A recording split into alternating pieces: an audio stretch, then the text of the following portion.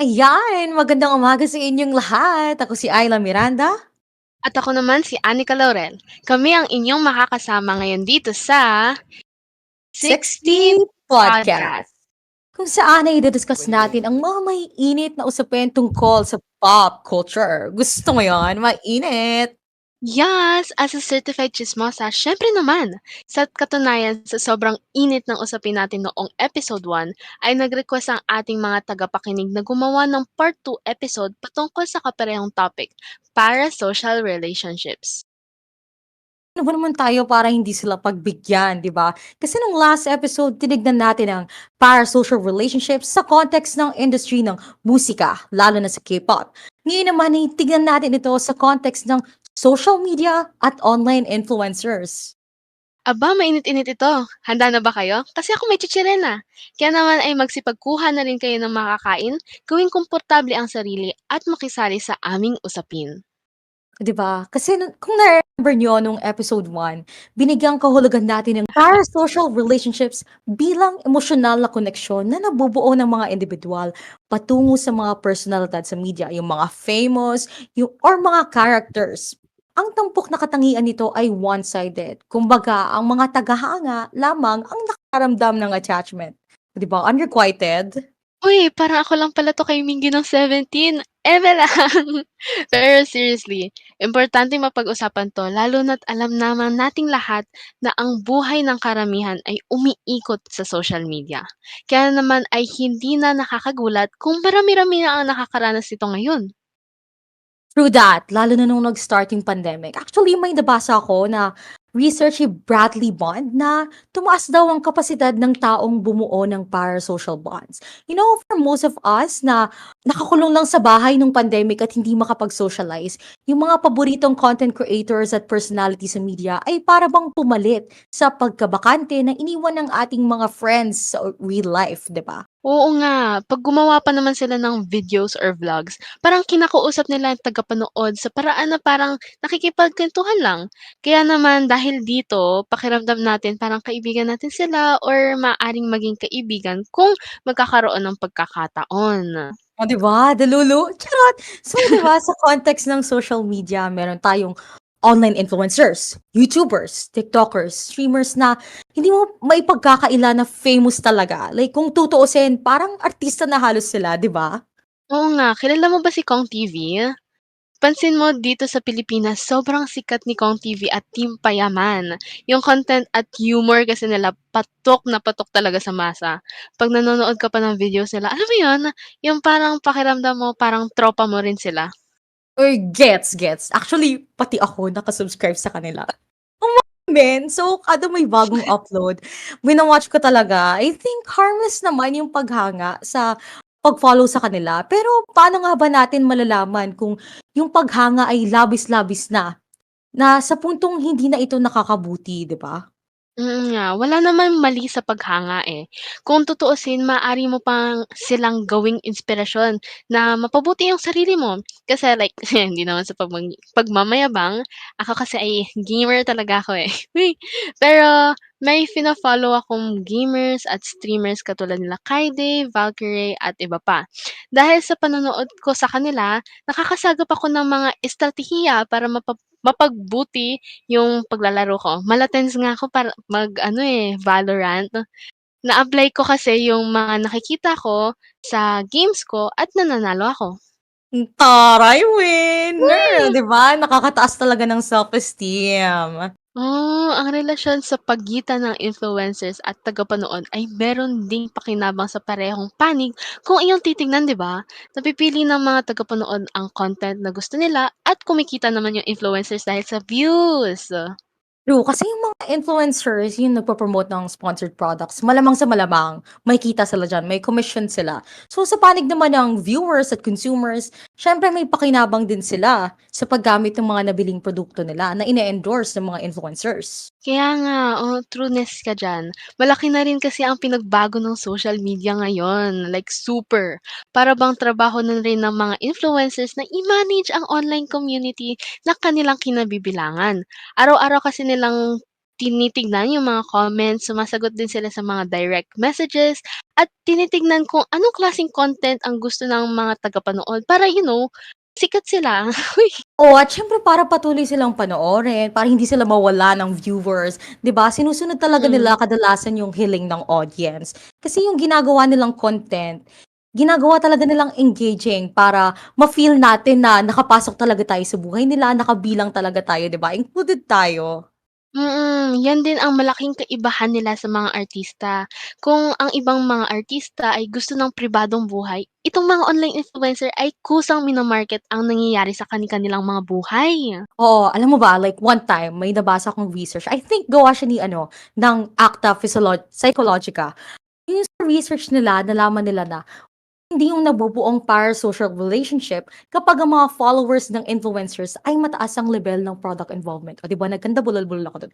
Like for example, yung followers na nagpakita ng interest sa mga hairstyling products, sa makeup, mas malaking posibilidad na magkaroon ng mabuting pakiramdam patungo sa influencer at sa produkto 'pag nakita nila na satisfied yung influencer dito, 'di ba? Parang iniisip nila, "Ay, nagustuhan 'to ni ano, so bibilhin ko 'to, parang maganda siya." 'Di ba, gano'n? Grabe ang interesting naman yang pag-aaral na 'yan. Parang pinapakita na hindi talaga sapat ang pagiging follower lang para makubuo ng parasocial relationship sa mga influencers. Parang kailangan niyo ng common interest. Kumbaga sa halimbawa na binigay mo, mga produktong kanilang ina-advertise. Oo, kasi common sa atin ng mga tao na yung gusto natin, yung makaka-relate tayo, 'di ba? Like for example, halimbawa college student ka, for example halimbawa pa, like college student ka ta's nahihirapan ka sa buhay mo, siyempre ang papanoorin mo college student din na vlogger or influencer, para relate ka naman sa content nila, 'di ba? Oo nga, sa mga live stream pa nga nakakapag-comment at ang mga tagapanood at nababasa o nasasagot naman ito ng mga influencers real time. Kaya nakakabuo din sila ng real sense of intimacy. Nararamdaman ng mga tagapanood na kaibigan o kakilala talaga nila yung mga online influencers na yun. Kaya naman ay nabubuo ang parasocial relationships. Gano'n pala. So, hindi naman sa nilalahat ko, pero sa palagay ko iba-iba pa rin naman pagdating sa bawat influencer. Pero kasi alam mo may mga influencer na ang trato lang nila sa viewers nila tagapagpasuweldo lang sa kanila. 'Di ba? Totoo 'yan, kaya mahirap na rin alamin kung authentic or tunay ba talaga yung kanilang pinapakita sa social media o kung ginawa-gawa lang nila yung para mapakita yung, at ma-satisfy yung kanilang mga audience. 'Di ba? Kasi like sa side nating viewers, minsan kasi hindi na tama. Kasi may mga viewers parang delulu na sila. Like akala na nila like totoo na yung relationship nila dun sa influencer. Tapos nagkakaroon na ng mga kaso or happenings ng online harassment, tapos stalking pa. Naku, Grabe bad na naman, yun. stalking. Lalo na sa mga streamers sa Twitch. Sa pagkakaalam ko dun kasi malala talaga as in merong nangyayaring harassment and stalking din. May mga streamers na nga na kahit bina-block na at bina-ban nila yung mga obsessive fans, gawa pa rin sila ng gawa ng bagong account para makapag-stalk. True Yang. that, may nabasa ako the other day, yung sino ba yun, si Nico, yung Twitch streamer. Hmm. Sabi niya merong isang obsessive fan na akala boyfriend siya, nagsulat pa ng 246 word na blog post tungkol sa quote unquote, "alleged relation" daw nila. O 'di ba, napaka-delusyonal, yun ang Grabe mahirap. naman yun, ang lala talaga. Yung mga ganitong sitwasyon ay parang yung nakikita mo lang sa mga movies talaga yung nangyayari pero nangyayari talaga 'to sa tunay na buhay. Ito True. siguro ang isa sa pinakamabigat na pinsala ng parasocial relationships. Oo, kaya dapat bago pa humantong sa ganitong point, dapat mahalaga talagang alamin agad sa sarili kung yung parasocial attachment ay nagiging unhealthy na. Malalaman mong hindi na tama kung ang pagsusunod sa online influencers ay tanging pinagkakaabalahan mo lang. Kaya ka napapagalitan ng nanay mo, eh. Kimi, minsan kasi sa sobrang humaling natin sa paggamit ng cellphone at social media, nakakalimutan natin may magkaroon ng interaction sa tunay na buhay. True, 'di ba? Kaya tama na ang kaka-doom scroll mo. Touch some grass, charot! 'Di ba? Important kasi yung pagbuo din ng boundaries sa mga tao online para siguro natin yung physical and mental safety natin. Mm. Alam mo ba, meron akong kaibigan actually, hindi ko na lang siya papangalanan kasi privacy. Pero dati sa sobrang paghanga niya sa isang particular na online influencer, sinusundan niya ito lagi sa events, binibili niya lahat ng mga gamit, at pinupuntahan niya yung mga lugar na pinagbabakasyonan nito. Dahil dito, wala ang pera, ubos. Oh, ubos-ubos biyaya. O 'di ba hindi na talaga tama kasi hindi lang ikaw yung nasa panganib, pati rin yung wallet mo. Totoo 'yan. Hindi naman kasi gano'n kasikat yung influencer na fina-follow niya. Kaya siguro ay nagkakaroon siya ng pag-iisip na maaaring magkaroon ng malalim na ugnayan sa kanilang dalawa. At ito pa, kilala mo ba si Evanna Lynch, yung si Luna Lovegood sa Harry Potter? Sabi niya para kasing 'pag sobrang famous or 'pag sobrang kilala mo na na artista, parang meron ka raw proteksyon, quote unquote. Proteksyon? Paanong proteksyon? Eh, kasi 'pag sobrang famous daw nila, ang ramdam ng tao ay parang out of their league na sila, 'di ba, gets mo? Hindi katulad ng mga Hmm. small scale celebrities or online influencers na mas maliit lang yung reach, mas onti lang yung audience. Ang ine-expect ng viewers nila, magre-reply sa kanila, mararamdaman nila na malapit talaga sila. Yun yung sabi ni Ivana. Parang ang hirap din pala para sa mga online influencers, eh, 'no? True. Kasi kailangan nilang magtatag ng relationship o sense of closeness sa kanilang mga followers para sa kung ano man ang kanilang nais. Maaaring para sa pera o dahil passion lang talaga nila ang paggawa ng mga videos. Pero sa kabilang banda, dahil sa relasyon na sila mismo ang nagtatag, maaari rin silang maglagay sa panganib dahil sa mga followers na labis-labis ang pagkakaroon ng parasocial attachment. Ay, siyang tunay. Kaya yung mga content creators natin ngayon, dapat sila na yung maglagay ng boundaries talaga sa followers nila para hindi na sila makapagpahamak, o 'di ba? Wait. Balik tayo sa friend mo, ano ng update sa kanya?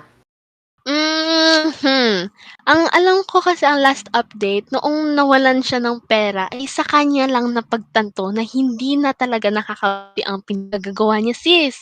Dahil dito ay Buti naman. nagsimula siyang kaya nga buti na nga lang. Kaya nag-ano siya, nagsimula siyang isipin na ang sarili niya at talikuran ang kanyang dating gawain. Ngayon, sa mabuting lagay na siya, tinulungan siya kasi ng parents niya, ng kaibigan niya din. Yung buti naman, oh, 'di ba, look around you, maraming maraming puwedeng magbigay sa'yo ng suporta. Mahalaga yung papel na ginagampanan nila, 'di ba? 'Pag nararamdaman Mm. mo na hindi na tama yung ginagawa mo, na bad na yung effects sa'yo, please seek help. Professionals are there, hindi sila magja-judge, they won't discriminate against you, 'di ba? Totoo 'yan. O kaya naman ay 'pag sa palagay mo sa sobrang lala na ng parasocial attachment mo, maaari ka ring manghingi ng tulong sa propesyonal katulad ng therapist o counselors. Nakatitiyak ako na makapagbibigay sila ng nararapat na advice para sa mga taong nasa ganitong sitwasyon. Pero meron pa rin kasi talaga na medyo nahihiya silang humingi ng tulong, 'di ba? Pero actually Oo. natutuwa ako ngayon kasi nano-normalize na yung therapy na kung dati hinuhusgahan ng iba kasi nga may mental health stigma. Yung mga therapist natin nandiyan naman sila, handa silang makinig kung ano man yung dinadala ng mga tao kaya sana ay ma-consider natin sila. Tumpak gano'n, totoo 'yan. Importanteng maagapan bago pa ito humantong sa obsessive behaviors. Yan, at para sa mga nakikinig pa rin diyan, kung na-reach na 'tong point na 'to ng podcast at may mga katanungan pa rin kayo kung ang parasocial relationships ba ay nakabubuti or nakasasama, ito ay nakadepende pa rin sa iyong lagay sa buhay. Ayon nga sa article na pinublish ng mga psychologist sa Cleveland Clinic website, ito ay isang magandang paraan para tignan ang lagay ng iyong mental health. Kapag ang epekto sa iyo ng parasocial relationships ay positibo, maaring nasa mabuti kang lagay emotionally and socially. Sa kabilang banda, kung ito naman ay nakakaapekto sa buhay mo sa negatibong paraan, maaaring may underlying mental health issues ka ng kailangan i-address talaga. Uy, ako na 'yan, charot! Eto, Hmm. kasi kung titingnan mo, may mabuti pa rin naman talaga 'tong dulot 'pag nanonood ka ng ng content creator, 'di ba? Pakiramdam mo hindi ka mag-iisa, na entertain ka at siyempre may matututuhan ka rin sa mga pinapanood mo. Nai-inspire ka para magbago for the better. para pagbutihin mo Mm, yung sarili mo, 'di ba? true. Pero kasi lahat pa rin ng sobra ay nakakasama. Gaya ng mga nabanggit natin issue kanina, ang labis-labis na pagkakaroon ng parasocial attachment ay maaari talagang makapagbigay ng panganib sa parehong panig. Uy, gusto mo yun? Rhyme yun, ah. Ayan, kaya 'pag nakita mo na yung signs, stop the car, stop it, buwagin na yan, eme. Hoy, oh my God, oras na para buwagin ko ang namamagitan sa'min ni Mingyu, hoy! Pero kidding aside, paano kaya yan magagawa? Eto may nabasa ko, I think pinublish siya ng isang psychologist na ang pangalan ay Dr. Borland. Sana tama, o 'di ba? Uy! Sabi niya importante daw na mahalagang i-acknowledge mo yung na nasa ganun kang sitwasyon, 'di ba? You only start to heal if you know that you're hurt. Kaya mo ba 'to Mm. nararamdaman patungo sa isang influencer dahil mag-isa ka na lang sa buhay? Meron ka bang mga issue sa sarili mo na hindi mo pa nare-resolve? 'Pag nalaman mo yun, dun ka na mag-start kung ano yung plano mo, kung ano yung gagawin mo para mapabuti mo yung sarili mo, 'di ba? Para Kaya makapag-set ka na ng boundaries, sorry. oo nga, oo. Gaya nga ng mga nabanggit natin kanina, mas nakabubuti kung magbigay focus ka sa mga relasyon mo sa tunay na buhay. Mahalaga ring maghingi ng tulong sa iba't ibang mga taong kakilala. Ipasok din natin dito yung ano, 'di ba, yung konsepto ng media literacy. Paano ba yung tamang paraan ng paggamit ng social media? Paano ba natin 'to magagamit in a wise way sa matalinong pamamaraan? Sa paggamit ng media literacy, mas magiging kritikal tayo, mas maiiwasan ang maling interpretasyon at mas maayos nating maintindihan ang tunay na papel ng mga pampublikong personalidad sa ating online na buhay. True, siyang tunay, oh, 'di ba? Mahalaga ring maging critical sa pagpili ng mga influencers na susuportahan mo at ifa-follow. Oh, 'di ba? I-check niyo yung content nila. May maganda ba silang maidudulot sa buhay mo? May mapupulot ka bang aral sa kanila? Yun lang yun. Choose wisely, 'di ba? Hindi kasi lahat ng influencers ay good influence katulad ni Uy, bawal mag-name drop. Mamaya ma-issue pa tayo. Ma-report pa tayo, ma-MTRCB pa tayo. Charot! 'Di ba hoy, yun? grabe ka naman, wala naman tayo sa TV, ito naman si OA. Pero all seriousness, maganda itong topic natin ha. Talagang natitimbang natin ang kagandahan, pati na rin ang pinsala na nabibigay ng parasocial relationships. Mahalaga rin na pag-usapan 'to ha, kasi meron pa rin namang kagandahan ang pagiging fan. Ang saya kaya na meron kang True. aabangan, 'di ba, susuportahan at makakapagbigay sa'yo ng saya kahit ang daming stress sa buhay talaga. Kaya hindi dapat kinakahiya ang pag-usapan itong mga ganitong topic.